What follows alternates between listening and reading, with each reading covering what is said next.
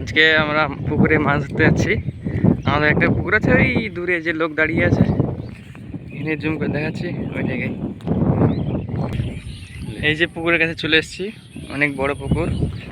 এই যে আসিফ, আমি তা আমাকে এই তলা ঘুরে না তাহলে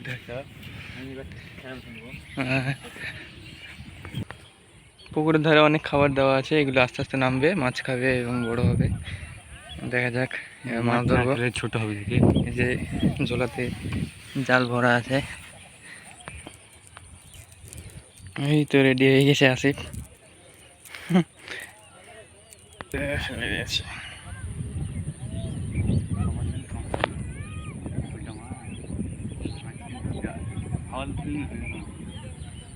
এই যে মাছ উঠেছে।